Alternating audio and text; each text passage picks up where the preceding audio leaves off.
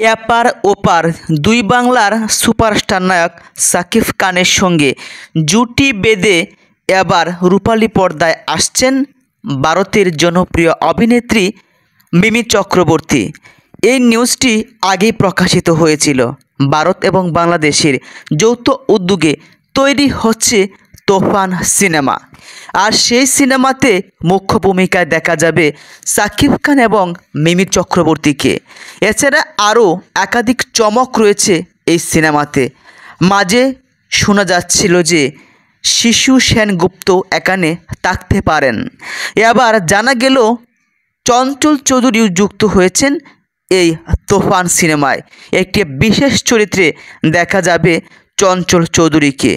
ছবিটির প্রসঙ্গ যদি একটু বলি তাহলে আপনারা অবাক হয়ে যাবেন এবং অপেক্ষা করবেন কখন সেই সিনেমাটি মুক্তি পাবে। তুফান সিনেমাটির পরিচালনা করেছেন রায়হান রাফি। ছবিটির প্রযোজনা করেছে আলফা আই, সরকি এবং SBF। হ্যাঁ, একেবারে তাই। এই সিনেমাটি আদতে দুই বাংলার যৌথ উদ্যোগে তৈরি হচ্ছে।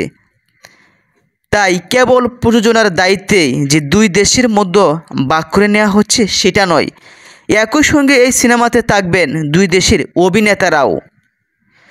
এক যাক তরুণ এবং জনপ্রিয় অভিনেতা অভিনেত্রীদের হাত ধরেই তুফান সিনেমা এপার ওপার দুই বাংলার রূপালী পর্দায় হল কাঁপাবেন।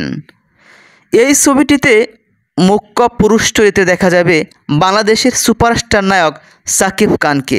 তার বিপরীতে থাকবেন মিমি চক্রবর্তী। আরেকটি চরিত্রের নাম এবং জনপ্রিয় অভিনেত্রীর নাম না বললে না হয়, সেটা হলো নাবিলা।